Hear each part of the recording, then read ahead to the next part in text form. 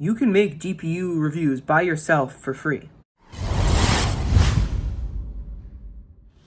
Have a GPU lying around in your gaming PC? You might as well review it and see if you can make it big as a YouTube tech reviewer.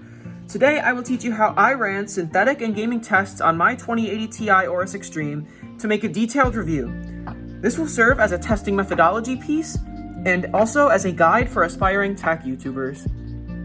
The first consideration is test conditions. Make sure no overclocks are applied to your GPU and all the settings are stock and afterburner unless you're trying to test overclocking performance. To make sure that they're all stock, you can see I have my profile 1 set with this frequency curve and this memory overclock and power limit maxed out. Simply go to the second profile and have core clocks and memory clocks of +0. Power limit, you can also have stock and temp limit as well if you want to. Although those don't really matter too much because you probably won't reach that anyways unless you're in a super choked off case. There are two ways you can manage your temperatures. You can either maintain a steady ambient temperature, or you can measure the ambient temperature for each test and record your results in degrees Celsius over ambient, which is raw temperature minus the ambient temperature.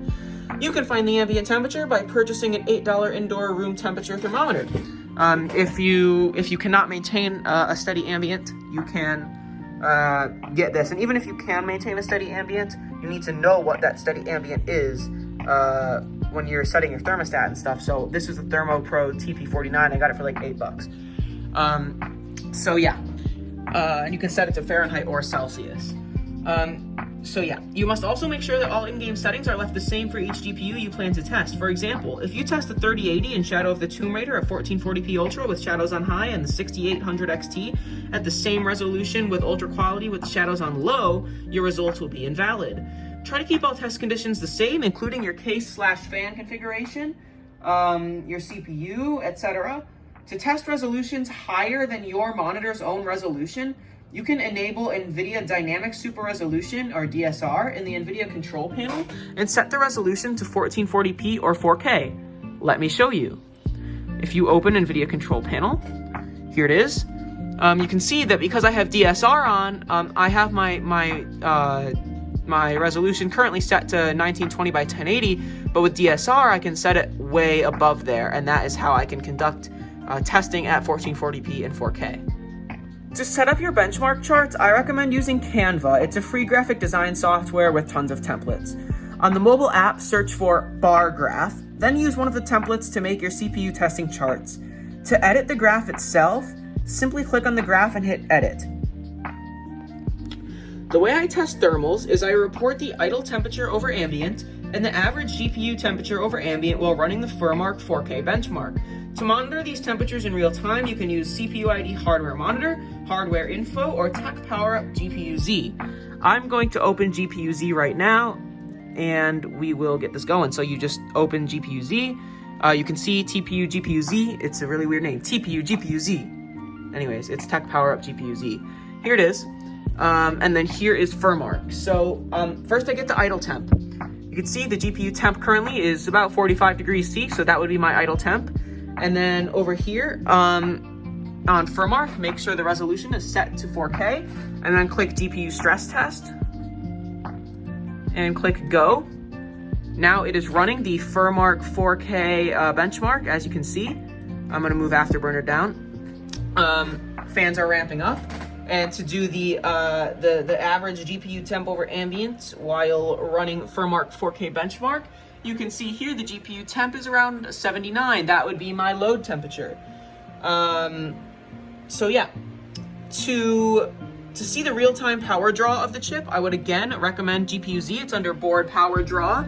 It's currently around 290 watts. So that's what you would put. You'd put 290 watts because that's the approximation. I then use GPU-Z to report my average GPU clock speed, estimate based on fluctuations, while running the FurMark 4K benchmark. You can see my GPU clock is currently around 1695 to 1740. I would kind of average the minimum and the maximum that you see there to find the GPU clock speed while running FurMark. The final non-gaming benchmark is the BMW, the Blender BMW render. So I'm gonna close FurMark, and I'm gonna close GPU-Z, and I'm gonna close this FurMark as well. Okay, so if I open Blender, and oopsies, I have my Afterburner on-screen display open. We can just turn that off. Okay, I hit next step, I hit next step again, and I uncheck everything except BMW 27. I hit next step, and look here, select the device you want to benchmark. Make sure you do the CUDA on your GPU, and then hit start benchmark. Of course, if it's AMD, it won't be CUDA, but yeah. Then report the number of seconds it takes for each GPU you are testing to complete this render. So it will, at the end of this benchmark, it'll tell you the number of seconds that it took. By the way, I recommend testing at least 2 GPUs on your charts, as comparison is usually needed for context. Games averages, for example, don't really matter at all if you only have 1 GPU to test. The last thing I do is I record the minimum FPS while running the FurMark 4K benchmark. This is not a necessary benchmark to run, but to do it, simply run the FurMark 4K benchmark like I showed you earlier, and the minimum FPS will be in the top left corner of the FurMark screen. Now you need to do your gaming benchmarks. First, download CSGO, Shadow of the Tomb Raider, and Fortnite. To download the CSGO Mr. Uletical benchmark, find CSGO in Steam, then go to the Workshop tab. Oh, it's playing out my speakers, the music. I'm gonna quickly quit the game and mute my volume. All right, so yeah, simply go to the Workshop tab, and then you can search Mr. Uletical search, and you can see, or actually I'm gonna do just Uletical and it should show up. Yeah, if you search just Uletical and then you scroll down, you can see FPS benchmark, and I'm already subscribed, so that's that. So what you want to do is open the game and once the game and the benchmark have been downloaded, launch CSGO. Set your texture quality to ultra, so you go to video, you go to global shadow quality, which is high, texture, blah, blah, blah, effect detail, auto is high. So yeah, then you hit play, you hit official matchmaking, but then you go down to workshop maps, FPS benchmark, go.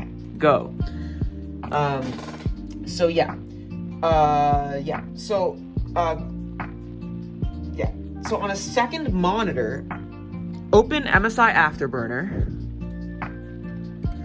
So I just searched for Afterburner. I'm gonna open it on my second display.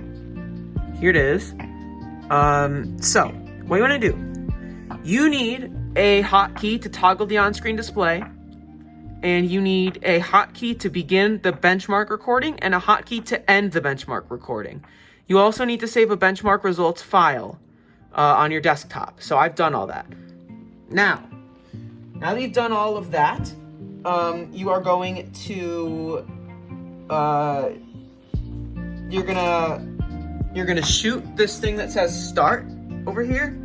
You're gonna shoot that, and you're gonna use your hotkey to bring up the on-screen display. For me, it is Control/. So then I'm gonna shoot the start, and I'll give you a signal. Now, so right now, you would then press the hotkey that you set to begin the benchmark. And as you can see, I have overclock set. Obviously, you don't want overclock set. What I do is I have profile 1 is my overclocks and profile 2 is stock settings. I suggest you do that too, so you can quickly switch between them. And then once this is done, I would click the hotkey that I selected to end the benchmark. Make sure you do it before the loading screen comes on, because then your results will be invalid, because the loading screen FPS is of course different than the FPS. So I'm at 1080p right now, of course, but yeah, so that's pretty much it. So yeah, once the benchmark is finished, make sure you end the Afterburner benchmark before it goes to the loading screen again. Then you're gonna close CSGO. You're gonna close CSGO, and you're gonna go to your benchmark results folder. You're gonna see this .txt file. You just click it, and you will get these results. For me, this was Shadow of the Tomb Raider. As you can see, this was a benchmark I did like a week ago, so don't mind these results. But that's what would show up when you end the benchmark. It just updates it with whatever your newest one was. So yeah, record the 1080p average and 1% low FPS on your graphs, then repeat the test at 1440p and 4K. Next, open Shadow of the Tomb Raider, the free trial version, and click play. You do not need the paid version to run the benchmark. All you need to do is, okay, also, let me say this. this is a GPU benchmark, so we are going to be testing RTX and DLSS, or AMD equivalent would be, of course, ray tracing and FSR. So what I'm going to do is I simply click options and I hit display and graphics. And then after I've done that, I set my texture quality to ultra. It is right here, ultra. So I've set it to ultra. And my resolution is at 1080p, as you can see here, 1920 by 1080. And then I simply hit run benchmark. I'm gonna bring up my on-screen display with the hotkey that I set. I'm sorry, my fans are ramping up. I can't really do anything about that. It's how it goes. So once you get into the benchmark, you will use your hotkey that you have selected to start the benchmark. In my case, it's control period. So as you can see, we are loading, and right now you would start the benchmark. So yeah. When the screen starts to fade to black in the village portion of this benchmark, which is the ending portion, the village portion, when it starts to fade to black, you want to immediately, really quickly end the benchmark with your hotkey that you have set to end the benchmark, because when it gets into the loading screen again, it goes into the loading screen really quickly in this benchmark, so you have to make sure you're really on point. You don't want to have to run the entire thing again, because it does take a few minutes. It does give you its own built-in result, but I would just use the Afterburner one just to keep it consistent and use the same like FPS monitoring software for all the tests. It does keep it consistent, as I said. So that's all you do. I'm not going to run you through the entire thing. I just hit escape and closed it. See, you can see down here, it gives you some results. If this is the only game you're benchmarking, that's fine, but you know, I like to keep it consistent, so I still use the Afterburner stuff. All right, so display and graphics. So yeah, make sure you have Afterburner open the whole time. Click the benchmark results file and the .txt file. Report the average and 1% low FPS. Repeat these steps at 1440p and 4K. Next, you will need to report ray tracing and DLSS or FSR performance. I will use RTX and DLSS as an example because FSR is not yet in Shadow of the Tomb Raider. To test RTX performance, enable it and set your desired ray traced shadow quality. I set it to medium. So first I'm going to turn off the on-screen display.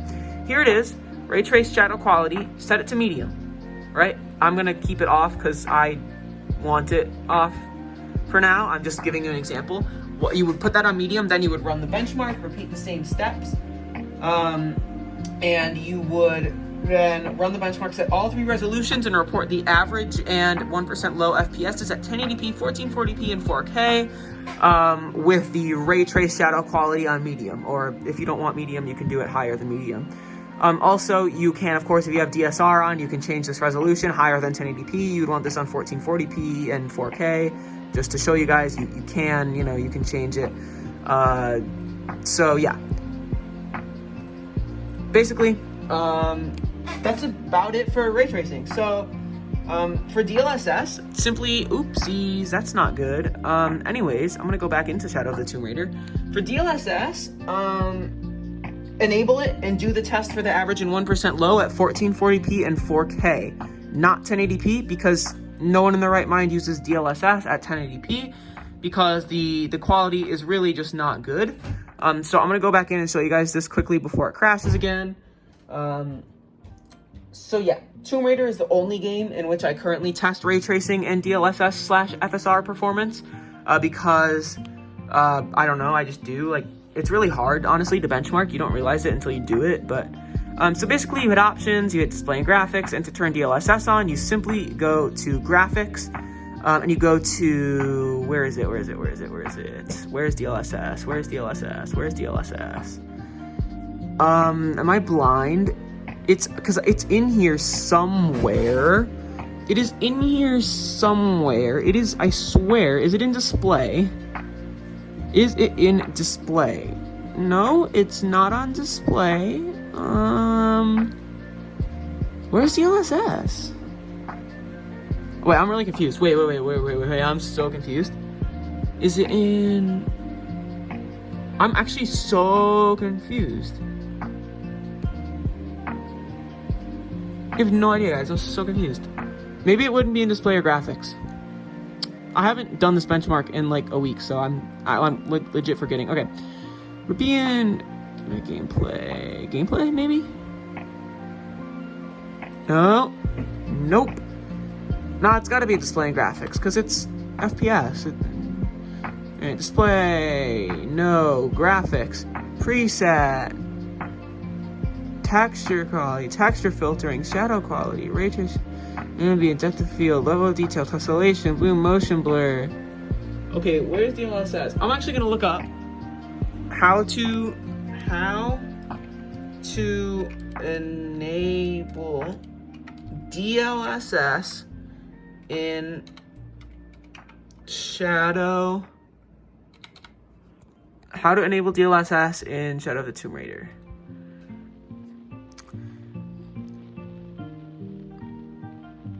On the display menu, it's in graphics. There's images. No, not shopping. Ray traced shadow quality? That's not it. Oh, under resolution. In display. Oh, why is it not letting me turn it on?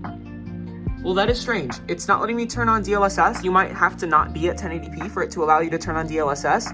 But hopefully that works for you. If not, I'll try to help you guys. You can just let me know and I'll try to help you. Anyways, you will, of course, run the same test at 1440p and 4K, reporting the average of 1% low FPSs with DLSS on and ray tracing off. For Fortnite, simply open creative mode and put in the map code for the Dweet Era's benchmark. The Dweet Era's benchmark code is 4135-2210-3629. So now that it has loaded in, I'm going to, of course, why is it not letting me walk forwards? That is strange. Oh, because something else showed up. Okay. Anyways, once you have hit start and jumped down into the benchmark, it will loop endlessly. Begin your afterburner benchmark. The on-screen display has to be on for it to work. Then after a few minutes and a few loops of the benchmark, you can end the benchmark. This time, report the average and the minimum, not 1% low, but minimum, FPS at 1080p Ultra. Then repeat for 1440p and 4K. So what you do is you start the game. Of course, you'll have your on-screen display on. You can toggle your hotkey for that. You will then jump down and right now, you would start your benchmark. Of course, I didn't, but it's control period for me. I would press control period and I would begin my, my benchmark. And then after just a few minutes, because this loops endlessly, you'll just wait a few minutes and then you'll end your benchmark. You'll view the results file and that'll be it. That's literally it for Fortnite. Just do this at 1080p, 1440p, and 4K. This is one of the easier games to benchmark. Finally, calculate the standard rasterization games averages at 1080p, 1440p, and 4K. Add up the three 1080p average FPS numbers, one from each tested game, then divide the result by 3 to get the average 1080p FPS across all titles. Do the same for the minimum/1% lows at 1080p. Repeat for the 1440p and 4K numbers, then put these averages on your benchmarking graphs. Once you've done all these steps, you will have completed all my GPU tests. Now all you have to do is slot in another card and do it all over again. And then, of course, save your Canva charts with the results and edit it all together, upload it to YouTube, maybe add some music, add some commentary, all that. I know you guys can do it. I believe in you. If you have any questions, comment them down below. I hope you enjoyed today's benchmarking guide. One day, you might be a big tech YouTuber like Linus or Jay, but we'll see. Better start putting in that benchmarking work. See you guys.